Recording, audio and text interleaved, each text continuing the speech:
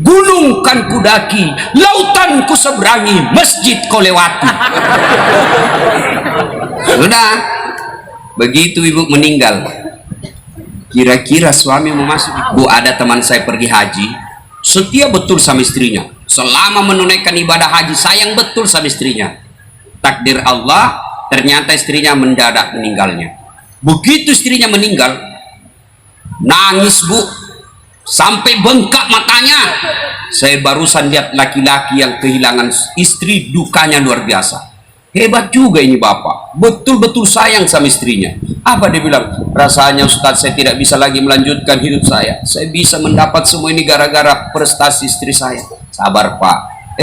Beberapa bulan kemudian saya pergi jogging, lapangan tempat jogging di Makassar namanya lapangan Karebosi. Saya ketemu dah itu bapak yang bengkak-bengkak mata, yang meninggal istrinya. Dia membawa perempuan muda, putih bersih, masya Allah seksi. Saya tanya lah dia, siapa itu perempuan yang bapak temani? Dia bilang, yang baru Ustaz. Ini ibu-ibu nih, ibu buka yang muka sakaratil maut. Woi bu, begitu kau meninggal, siapa yang nikmati rumahmu? Istri kedua. Yang kedua yang mengantar kita harta. Keluarlah mobil, keluarlah motor, keluar tikar, keluar semua cerek, semua keluar. Begitu bapak ibu masuk kubur, apa ada harta yang kita bawa? Teman-teman dia kaya, woi, bawakan tawa itu, masukin PCD di kamarnya, kuburnya, kasih handphone, smartphone supaya bisa nonton online nanti di akhirat. Tidak, jangankan handphone, kaos kaki saja ibu tidak boleh pakai. Harta kembali. Begitu kita masuk kubur, tinggal karpet, berteriak suami, woi tunggu dulu, karpet, cerek, bawa pulang.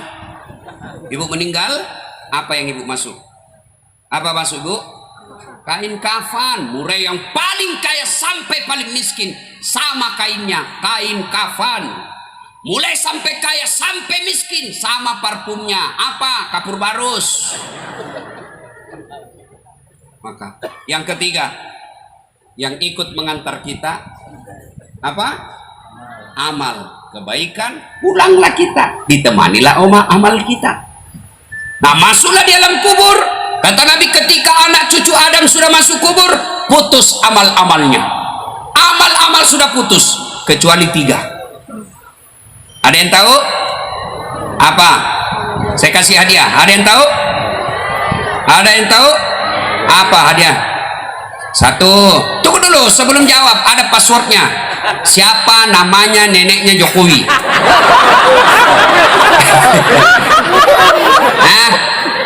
Ibu lain kali kalau ditanya sembarang ibu jawab ke apa? Abdurrahman, karena belum tentu orang sini juga tahu. Ayo bu, apa yang bawa itu 3 bu? 1, anak yang soleh. 2, amal jariah. Apa lagi?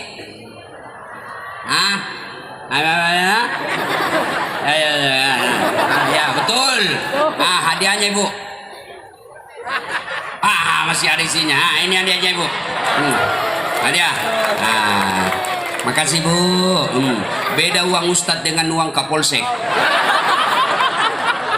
Ya. Ada yang tahu? Itu amal jariah namanya. Tapi amal jariah itu ada 3. Apa gerangan? 1. Kamu. Yang bermanfaat. 2. Ilmu yang bermanfaat. Ilmu yang bermanfaat. 3. Anak soleh.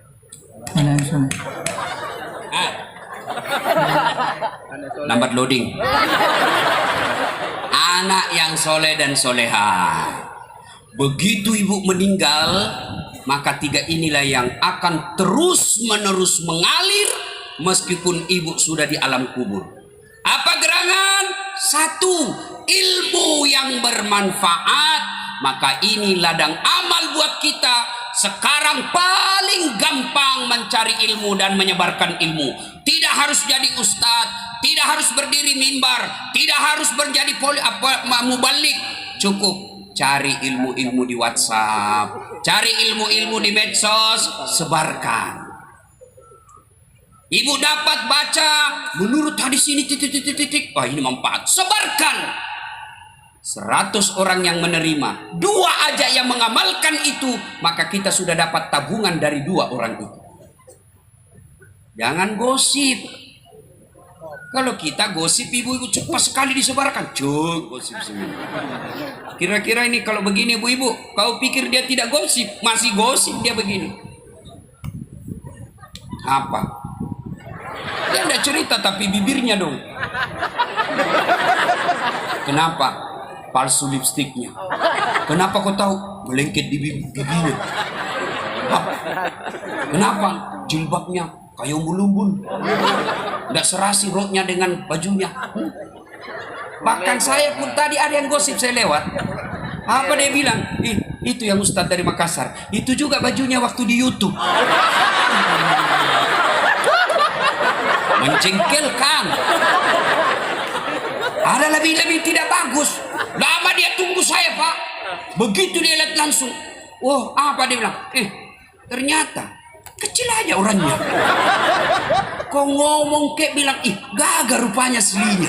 Ini kecil aja orangnya. Kenapa kalau saya kecil? Ayo, tukang gosip, ini muka-muka semua.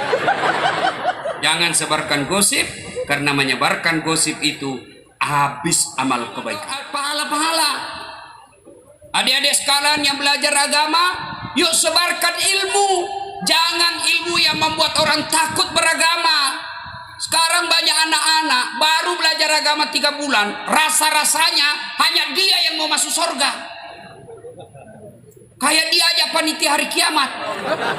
Maulid bid'ah, surah mi'raj bid'ah, taksiyah bid'ah, tahlilan bid'ah, doa bersama bid'ah, jabat tangan selesai sholat bid'ah. Kenapa bid'ah, Dek? Karena tidak ada pada zaman Nabi.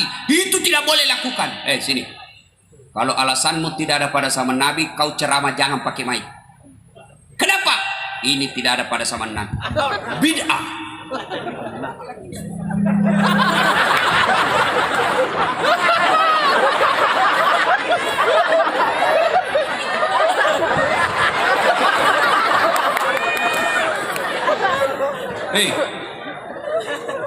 Naik haji, Nabi dari Madinah ke Mekah pakai apa?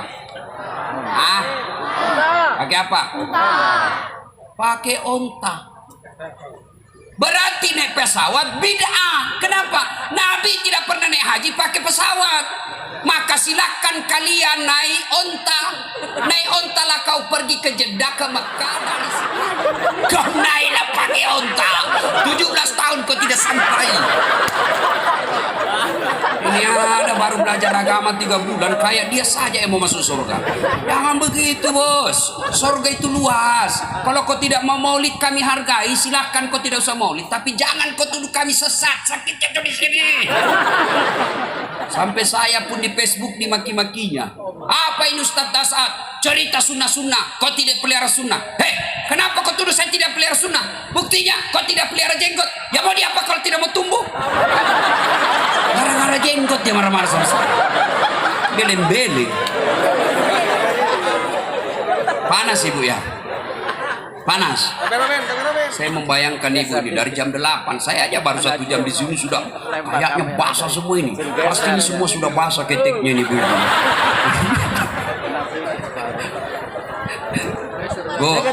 Bu, keringat itu akan menjadi pahala.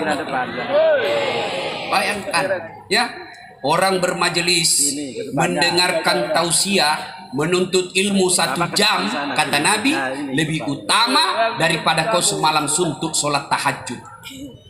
Sudah ada yang pernah di sini sholat tahajud semalam suntuk? Tarawih aja 20 rakaat kau lari. Lama betul nih Pak Imam. Bilang sudah motor saya. Nah, ayo. Nah, ibu bapak sekalian. Maka adik-adik sekalian, belajar, sebarkan ilmu, tapi jangan kau gampang memaki orang. Ini baru belajar agama. Kelompok Montas Hijrah. Ngomongnya bahasa Arab setengah-setengah. Afwan. Ya sakanlah. Kaifa haluk ya akhi? Kullu nafsin sa'iqatul maut. Begitu dia lihat cewek, ya ukhti. Sudahlah ya, jangan kau terlalu gampang menyalahkan orang ya. Maka sebarkan ilmu, jangan kau menjadi penceramah yang membuat seolah-olah Islam ini sangat menakutkan. Ceramahnya hanya neraka terus dicerita, mulai dari salam pertama sampai terakhir neraka jadi cerita. Maka kau akan ditusuk pantatmu dengan linggis yang menyala-nyala, keluar di mulutmu, digunting lidahmu, tusuk matamu, sampai tusuk telinga lain. Bilang anak muda, tidak usah ke masjid, kita takut itu Ustaz. Ya, dengar, lihat ceramahnya Ustaz Dasat, langsung sebarkan, lalu bikin tulis di bawahnya, jangan lupa like and share. Dan setelah itu subbreaker. Hah? Apa? Subbreaker. Susah sebut ibu. Tuh, yang kedua, apalagi yang menjadi amal jariah? Sedekah. Bu Ibu, ada ndak orang bangkrut gara-gara sedekah? Ibu pernah ndak dengar, Ustaz? Itu di ujung rumah komplek yang putih, kaya sekali dulu itu Ustaz. Cuma karena rajin sedekah, dia bangkrut Ustaz. Ada bangkrut? Yang banyak bangkrut bukan karena sedekah. Bangkrut gara-gara apa? Narkoba. Bangkrut gara-gara apa? Judi. Bangkrut gara-gara apa? Selingkuh. Bukan poligami. Poligami halal, boleh, sunnah. Terancam ini ibu-ibu.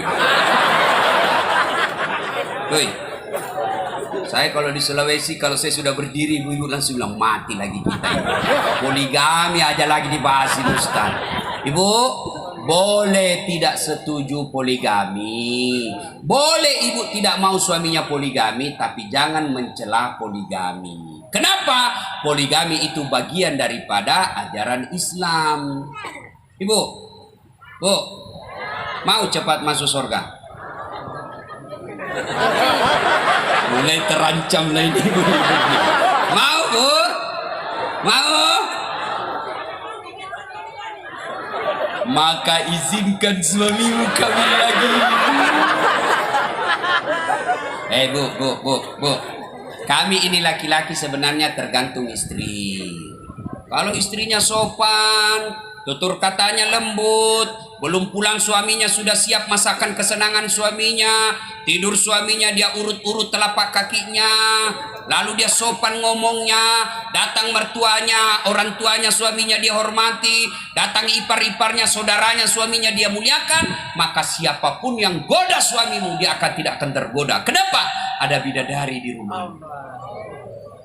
Tapi kau suka ngomel, Indomie 3 bungkus kau sendiri makan, gendut, malas masak. Gimana suami tidak kawin lagi? Pulang suami langsung periksa HP. Kayaknya suaminya dijadikan tahanan kota. Bagaimana suami tidak bohong? Suami jujur. Kamu marah, lebih kau dibohongi. Ada ibu-ibu yang tanya saya di Makassar, Ustaz, bagaimana supaya suami sehat jantungnya? Apa doanya? Saya bilang, tidak usah baca doa. Jangan kau periksa HP-nya. Semakin sering kau periksa HP-nya, maka dia semakin gampang kena serangan jantung. Apalagi kalau lupa pasang password, lupa dihapus, itu mati-mati kita. Ada di sini? Ada? Saya ada teman saya Bu di kampung, teman SD, cinta-cinta monyet dulu. Sampai sekarang masih sering nelpon. Saya mau blokir, nggak enak nanti saya dibilang sombong. Saya mau terima teleponnya, menjaga perasaan istri saya di rumah. Terpaksa apa? Saya tulis namanya di handphoneku, penjual batu bata.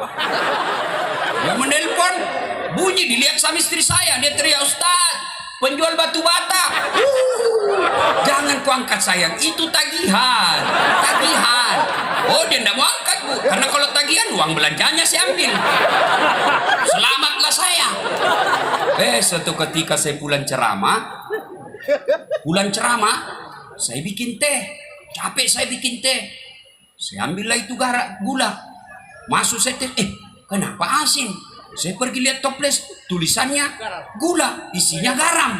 Saya pergi tanya, kenapa ini sayang? Tulis kok gula, isinya garam. Dia beli HP-mu juga lain kau tulis lain isinya.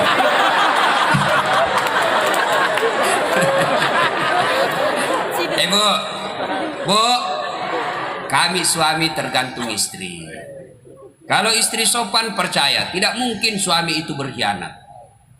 Begitu pulang suami, tadi di kantor dimarahi, tadi di pasar dia rugi, di jalan kempes ban motornya, datang istrinya. Sabar bang, begitulah risiko cari suami. Tapi demi Allah, saya pernah dengar dakwah, seluruh jerih payah suami cari nafkah untuk anak istrinya, itu adalah jihad fisabilillah. Oh, tenang kita. Duduk suaminya, dia peluk lagi suaminya sambil menyanyi. Bila kamu di sisiku, hati rasa syahdu. Oh, tenang perasaan suami. Masuk kamar marah-marah berantakan, dipeluk lagi istrinya dari belakang sambil menyanyi. Insaflah. Adek-adek, nih jomblo-jomblo. Mau ndak dapat istri seperti itu? Mau? Cari wanita santri. Santren, cantik, agamanya bagus, keturunan baik-baik, punya harta. Kan Nabi bilang kalau kau mau memilih istri 4 nih, cari cantiknya, cari keturunan baik-baik, cari anak orang kaya yang bagus agamanya. Ini yang kau dapat, ini ada di sini, carikan saya juga masih mau. Kan yang banyak mukanya cantik, akhlaknya kesurupan. Ada lagi anak orang kaya, jelek lagi mukanya. Dia bilang ada ustaz di sana. Oh cantik betul, bagus agamanya. Saya mau sekali sama dia. Oh, alhamdulillah. Cuma dia juga mau sama saya. Mau muntah. Ya bapak ibu saudara-saudara sekalian, sedekah. Ya, ibu-ibu. Bu meninggal. Ibu-ibu, bu. Rumah, siapa yang punya bu? Begitu ibu masuk umur, siapa yang punya bu? Siapa? Siapa? Bukan suami, istri kedua. Ibu sudah disiksa di kubur karena pelit. Suami dia kumpul semua emasmu yang kemarin kau pakai, lalu dia datang kepada istri barunya, yang inilah persembahanku untukmu. Ibu sudah di blender di neraka di kubur. Istri kedua menikmati emasmu. Daripada itu emas dinikmati istri kedua, mending kau sedekah sekarang. Di depan pintu sorga kelak ada 4 jenis manusia yang bertengkar. Kenapa mereka bertengkar? Mereka masing-masing mau masuk ke dalam sorga nomor 1.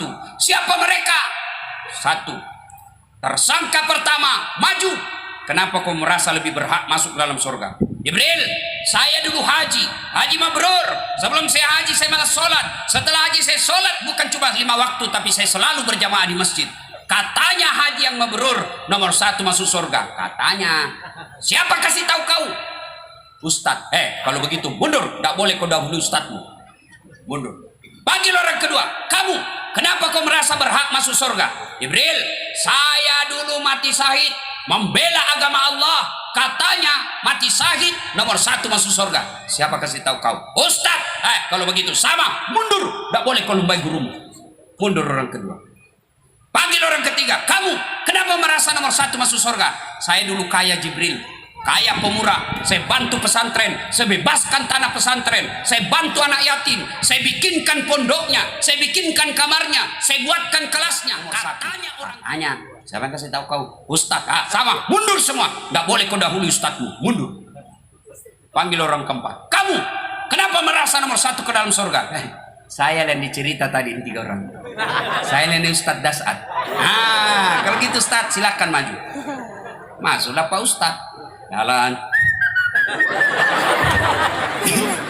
Tinggal beberapa langkah masuk dalam surga, tiba-tiba di Ustaz istighfar. Astagfirullah. Kata orang 3, apalagi kau sudah banyak bicara, masuk sudah kau di situ. Jibril, betul saya dakwai mereka, betul saya nasihati mereka, betul saya beritahukan mereka, tapi saya jadi ustadz karena jasa-jasanya orang kaya. Saya bisa jadi ustadz, ada orang kaya kasih saya duit beli buku untuk saya baca. Saya jadi ustadz karena ada orang kaya membebaskan tanah bangun pesantren sehingga saya bisa belajar di situ. Saya jadi ustadz karena ada orang kaya bangun sekolah, bangun masjid tanpa saya berdakwah. Saya jadi ustadz, ini jasa-jasanya orang kaya. Saya malu mendahului orang kaya yang pemurah. Jibril, biarlah orang kaya dulu yang masuk ke dalam surga. Akhirnya disepakati hari itu orang kaya dulu yang masuk ke dalam surga. Orang kaya yang bagaimana? Orang kaya yang pemurah. Orang kaya yang pelit nomor 1 juga. Kemana? Ke neraka. Maka silahkan ibu pilih. Ustadz, kenapa saya miskin Ustadz? Karena ibu selama ini bermental miskin. Ana inda sonni abdibi. Saya tergantung sangkanya hambaku. Kalau dia sangka kaya, maka saya berikan kekayaan. Kalau dia selalu berpikir miskin, maka saya berikan kalian kemiskinan. Mulai hari ini, jangan pernah berpikir bersedekah membuatmu miskin. Sedekahlah agar kalian menjadi kaya. Jangan menunggu kaya baru bersedekah. Ibu, ada di sini suaminya yang mulai lain-lain? Mau tahu ciri-ciri suami yang mulai lain-lain? Setiap dia perima handphone selalu dalam toilet. Waspadalah. Yang selama ini tidak pernah pakai parfum, setiap mau keluar cari parfum. Kalau perlu trika dia cari, pengharum ruangan. Kau curiga lah itu. Nah, ketika suami sudah mulai lain-lain seperti itu, tidak usah galau dan cerita ke orang lain. Lebih baik ambil terapi sedekah. Tidakkah sedekah kata Nabi tolak bala? Gimana caranya Ustaz? Ibu bangunlah tengah malam, sholat tahajud atau sholat hajat. Selesai sholat hajat mengadu kepada Allah. Curhat, berdoa tidak harus bahasa Arab. Saya ulang, berdoa tidak harus bahasa Arab. Lalu doanya tidak dijawab. Kenapa? Karena ibu meminta lain di hati, lain di bibir. Makan bingung apa maksudnya ini ibu. Oh, suaminya setia, doa yang dia baca doa minta hujan. Maka tidak harus bahasa Arab. Boleh ibu curhat pakai bahasa apa saja. Mau bahasa Medan, bahasa Jawa, bahasa Madura, bahasa Bugis, silahkan. Allah multi bahasa. Ya Allah, Engkau yang memelihara suami saya. Tidak mungkin aku bisa menjaganya 24 jam. Aku titipkan rasa cinta dalam hati suamiku kepadamu ya Allah. Ya Allah, Engkau yang membolak-balikkan rasa cinta dalam hati suamiku. Palingkan hatinya kepadaku. Buat dia pusing kepalanya kalau dia tidak lihat saya 24 jam. Dikabulkan. Ya Allah, supaya cepat doa dikabulkan. Ya Allah, ini ada duit saya 1 juta. Besok saya bawa ke pesantren Al-Munziri. 1 juta pembebasan tanah ya Allah. Mudah-mudahan 1 juta itu Allah hindarkan suamiku dari wanita jahat. Bismillah. Coba amalkan. Coba amalkan. Dan jadi masalah kalau suaminya juga bangun sholat hajat. Dia sudah tahu juga rumusnya. Ya Allah, saya sudah capek lihat istri saya Allah. Ngamu aja kerjanya Allah. Tambah gendut juga ya Allah. Ya Allah, ini ada duit saya 1 juta ya Allah. Saya tolak bala ya Allah. Saya bawa ke pesantren pembebasan tanah 2 juta ya Allah. Mudah-mudahan 2 juta itu istriku ikhlas saya kawin lagi. Bingung malaikat yang mana kok dikabulkan. Ayo Bu, sedekah tolak bala. Yang ketiga, amal yang tidak putus-putusnya. Anak yang soleh dan soleha. Inilah semua anak-anak kita. Apa ibu tidak bangga lihat anak-anak kita tadi selawatan? Ya, anak-anak begini lagu-lagunya bagus. Saya waktu kecil kan kita dari lagu kita dengar dakwah. Zaman saya kecil dulu kan lagu-lagu nasihat. Insaflah wahai manusia. Itu lagu-lagu kita. Mungkin Tuhan mulai bosan melihat tingkah kita yang selalu salah dan bangga dengan dosa-dosa. Atau lagu dangdut. Mengapa minuman itu haram? Karena merusak kepikiran. Mengapa berzina juga haram? Karena itu cara binatang. Mengapa semua yang asik-asik itu diharamkan? Mengapa semua yang enak-enak juga diharamkan? Dengar jawabannya.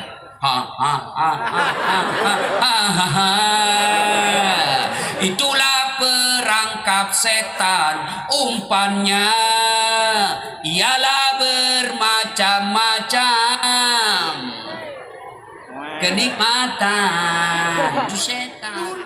Sekarang lagunya anak-anak, pulang-pulangku berbadan dua, beleng-beleng. Sekarang ibu-ibu bangga kalau pintar anaknya bahasa Inggris, tapi tidak malu kalau anaknya sudah balik tidak tahu sholat jamaah di masjid. Bangga kalau anaknya pintar bahasa Korea, tapi tidak pernah bangga kalau anaknya sholat jamaah di masjid. Apa hebatnya pintar bahasa Inggris? Ustaz, itu anaknya tetangga saya hebat betul Ustaz. Kenapa hebat? Itu belum SD sudah pintar bahasa Inggris. Apa hebatnya? Banyak yang begitu. Masa banyak Ustaz? Demi Allah kau ke Inggris. Anak-anak di sana mulai belajar bicara bahasa Inggris. Apa hebatnya? Ya, ya Bu. Apa hebatnya bahasa Inggris? Ibu meninggal, memangnya anak berdoa di bahasa Inggris. Begitu ibu meninggal, dia berdoa pakai bahasa Inggris. Oh my God, please help me my mother pray. Tuh anak-anak pondok, begitu ibu meninggal, apa ibu tidak bangga? Anaknya tiap selesai sujud, dia berdoa kepada Allah. Allahumma gfirli waliwalidayya warhamhuma kama rabbayani shaghira. Suatu kali Nabi menuju ke satu tempat. Tiba-tiba dalam perjalanan itu Nabi melewati pemakaman. Nabi lalu begitu melewati pemakaman, Nabi bersabda, langkahkan kakimu dengan cepat. Semua sahabat mempercepat langkahnya. Sampai tujuan, Nabi balik lagi. Begitu Nabi balik, begitu lewat di tempat tadi, sahabat mempercepat lagi langkahnya. Nabi lalu bersabda, tidak usah buru-buru, santai aja. Bertanya sahabat, ya Rasulullah, tadi waktu pergi buru-buru, sekarang pulang kau tidak, ada apa ya Rasul? Gini, andai saja kau diberi pendengaran seperti telingaku, maka kau dengar betapa disiksa anak orang di dalam kubur tadi. Saya dengar dia tidak tega saya lama menderita. Saya tidak tega mendengar dia lama disiksa. Tidak tahan saya mendengar dia disiksa. Maka saya langkahkan kakiku cepat supaya saya tidak dengar. Ketika waktu pulang ya Rasul, saya dapat berita Allah perintahkan yang mengazab kubur. Hentikan azabmu, hentikan siksaanmu di kubur. Kenapa? Tidak mungkin kusiksa ini orang tua di kubur, sementara anaknya lagi di dunia belajar mengaji membaca basmalah. Baru membaca basmalah, orang tuanya sudah dibebaskan dari hukuman azab kubur. Bagaimana kalau anak ibu di pondok tiap malam menghafal Quran? Inilah gunanya ini pondok. Ibu senang tak ada pondok ini? Senang tak ada pondok ini Bu? Ayo keras, senang tak? Bapak-bapak senang tak ada pondok ini? Mau pondok ini tetap ada di sini? Mungkin pondok ini bisa bertahan kalau tidak dibeli lahan. Kalau lahan ini tidak dibeli dan punyanya yang punya lahan sudah mau dibayar secepatnya, apa boleh buat? Islam yang ada di sini, tinggalkan kakimu. Kau akan dihina meninggalkan kaki karena tidak bisa kau bebaskan lahan. Mau ibu-ibu masuk surga? Mau? Maka silakan ibu pilih. Ustadz, kenapa saya miskin Ustadz? Karena ibu selama ini bermental miskin. Ana inda sonni abdibi. Saya tergantung sangkanya hambaku. Kalau dia sangka kaya, maka saya berikan kekayaan. Kalau dia selalu berpikir miskin, maka saya berikan kalian kemiskinan. Mulai hari ini, jangan pernah berpikir bersedekah membuatmu miskin. Sedekahlah agar kalian menjadi kaya. Jangan menunggu kaya baru bersedekah. Ibu, ada di sini suaminya yang mulai lain-lain? Mau tahu ciri-ciri suami yang mulai lain-lain? Setiap dia perima handphone selalu dalam toilet. Waspadalah. Yang selama ini tidak pernah pakai parfum, setiap mau keluar cari parfum. Kalau perlu trika dia cari pengharum ruangan. Kau curiga lah itu. Nah, ketika suami sudah mulai lain-lain seperti itu, tidak usah galau dan cerita ke orang lain. Lebih baik ambil terapi sedekah. Tidakkah sedekah kata Nabi tolak bala? Gimana caranya Ustaz? Ibu bangunlah tengah malam sholat tahajud atau sholat hajat. Selesai sholat hajat mengadu kepada Allah. Curhat, berdoa tidak harus bahasa Arab. Saya ulang, berdoa tidak harus bahasa Arab. Mengeluh doanya tidak dijawab. Kenapa? Karena ibu meminta lain di hati, lain di bibir.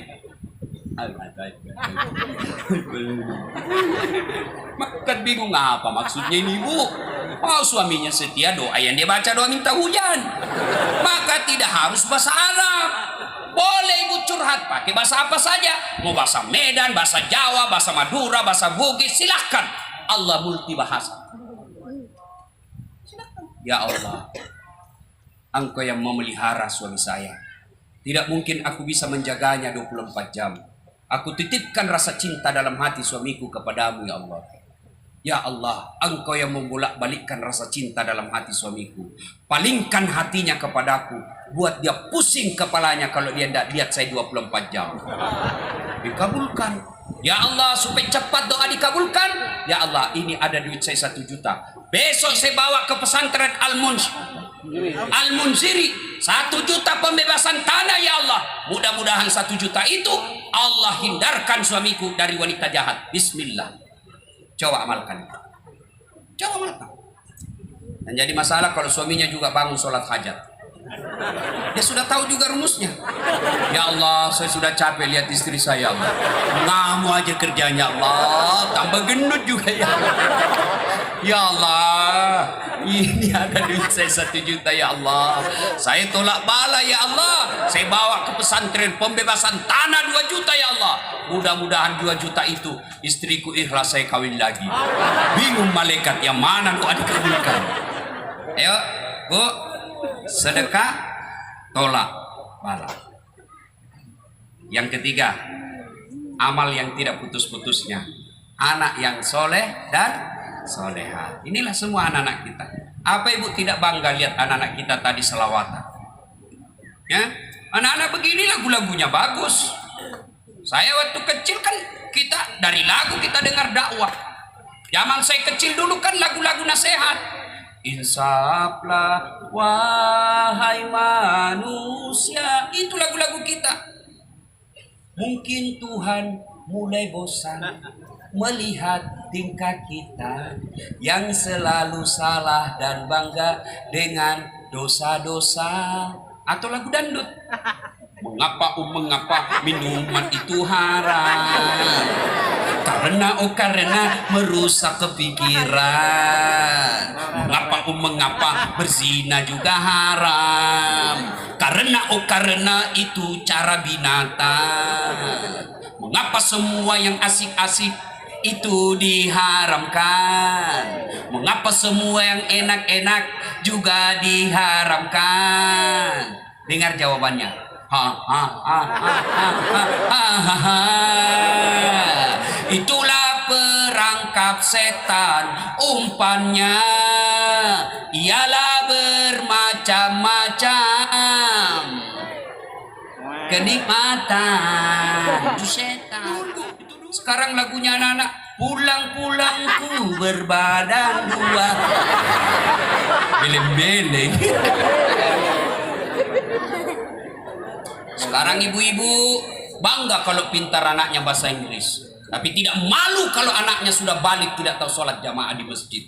Bangga kalau anaknya pintar bahasa Korea, tapi tidak pernah bangga kalau anaknya sholat jamaah di masjid. Apa hebatnya pintar bahasa Inggris? Ustaz, itu anaknya tetangga saya hebat betul Ustaz. Kenapa hebat? Itu belum SD sudah pintar bahasa Inggris. Apa hebatnya? Banyak yang begitu. Masa banyak Ustaz? Demi Allah kau ke Inggris. Anak-anak di sana mulai belajar bicara bahasa Inggris. Apa hebatnya? Ya, ya Bu. Apa hebatnya bahasa Inggris? Ibu meninggal, memangnya anak berdoa di bahasa Inggris. Begitu ibu meninggal, dia berdoa pakai bahasa Inggris. Oh my God, please help me my mother pray. Tuh anak-anak pondok, begitu ibu meninggal, apa ibu tidak bangga? Anaknya tiap selesai sujud, dia berdoa kepada Allah. Allahumma gfirli waliwalidayya warhamhuma kama rabbayani shaghira. Suatu kali Nabi menuju ke satu tempat. Tiba-tiba dalam perjalanan itu Nabi melewati pemakaman. Nabi lalu begitu melewati pemakaman, Nabi bersabda, langkahkan kakimu dengan cepat. Semua sahabat mempercepat langkahnya. Sampai tujuan Nabi balik lagi. Begitu Nabi balik, begitu lewat di tempat tadi, sahabat mempercepat lagi langkahnya. Nabi lalu bersabda, "Tidak usah buru-buru, santai aja."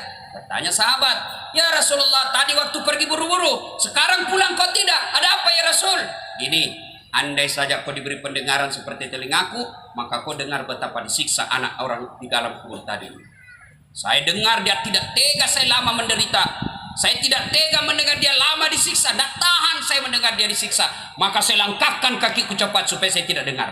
Ketika waktu pulang ya Rasul, saya dapat berita Allah perintahkan yang mengazab kubur. Hentikan azabmu, hentikan siksaanmu di kubur. Kenapa? Tidak mungkin kusiksa ini orang tua di kubur, sementara anaknya lagi di dunia belajar mengaji membaca basmalah. Baru membaca basmalah, orang tuanya sudah dibebaskan dari hukuman azab kubur. Bagaimana kalau anak ibu di pondok tiap malam menghafal Quran? Inilah gunanya ini pondok. Ibu senang dah ada pondok ini? Senang dah ada pondok ini, Bu? Ayo keras, senang dah? Bapak-bapak senang dah ada pondok ini? Mau pondok ini tetap ada di sini? Mungkin pondok ini bisa bertahan kalau tidak dibeli lahan. Kalau lahan ini tidak dibeli dan punyanya yang punya lahan sudah mau dibayar secepatnya, apa boleh buat? Islam yang ada di sini, tinggalkan kakimu. Kau akan dihina meninggalkan kaki karena tidak bisa kau bebaskan lahan.